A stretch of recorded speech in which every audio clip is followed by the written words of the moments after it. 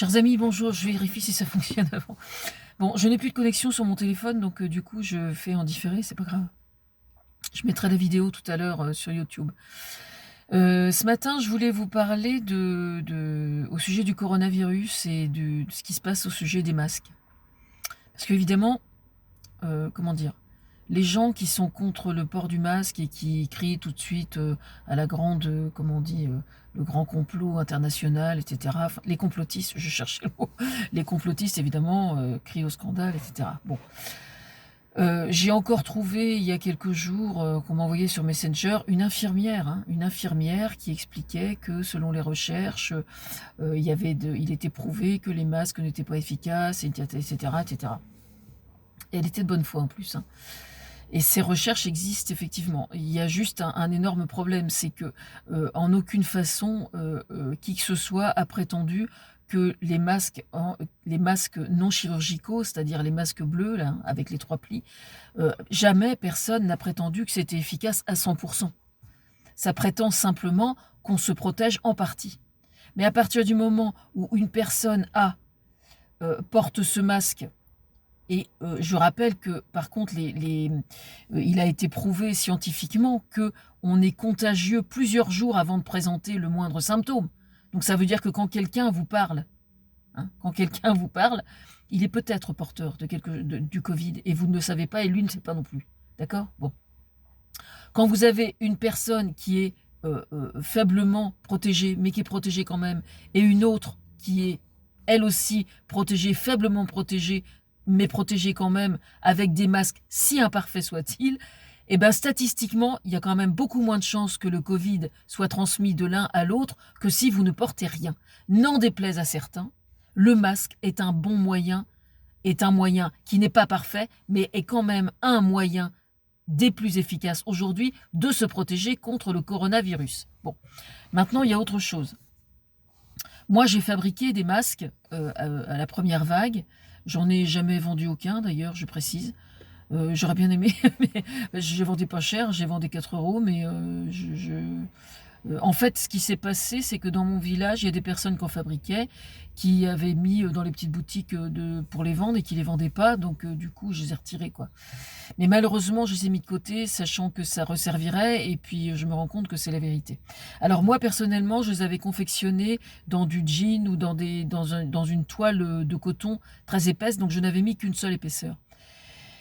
Mais il est important, quand c'est comme ça et que vous vendez ces masques-là qui sont lavables, eux, il est important de préciser non conforme, de mettre carrément une étiquette non conforme. Ces masques-là vous protègent quand même. Ils ne vous protègent pas autant qu'un masque canard, quoi.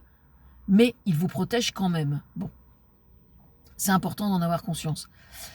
Moi, ce que je vais faire, en fait, c'est que je vais en faire de nouveau, parce que ce que j'ai fait, c'est que j'en ai fait avec plein de tissus que j'avais, quoi, des imprimés, etc. Je trouve que c'est d'autant plus sympathique, en plus, enfin, c'est préférable d'avoir des masques qui ont des dessins ou qui ont un petit style quelque part, plutôt que d'avoir le masque chirurgical.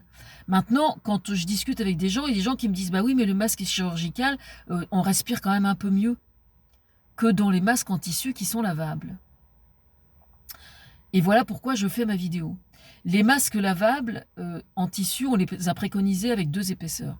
Mais en période de chaleur, les 2 épaisseurs, eh bien, c'est quand même un vrai problème. Moi, je suis allée à Carrefour, pour ne pas le citer l'autre jour, je cherchais un renseignement et je me sentais mal, quoi.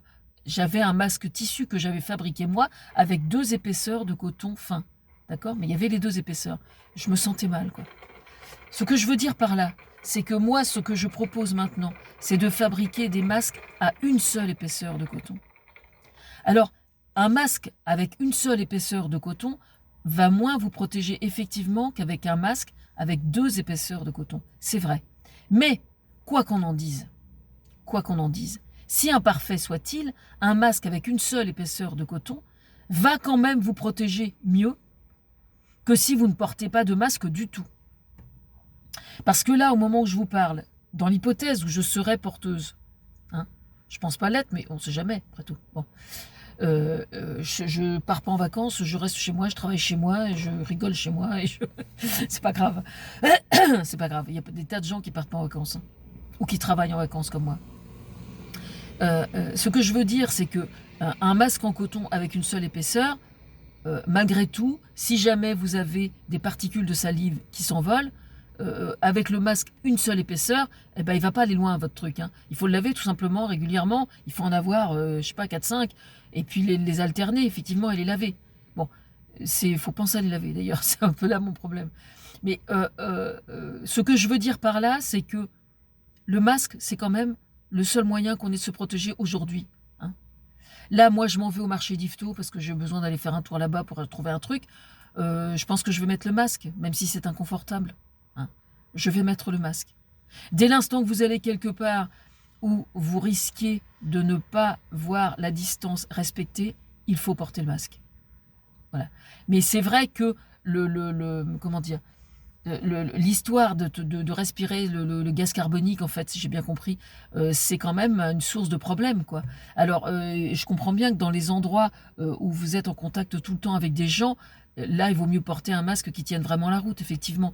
Mais à partir du moment où vous êtes à l'air libre, dans un endroit qui est beaucoup fréquenté, même à la limite, je me demande si les gens qui ont chez eux des masques double épaisseur, ils sont pas mieux de prendre les ciseaux et de retirer une des épaisseurs.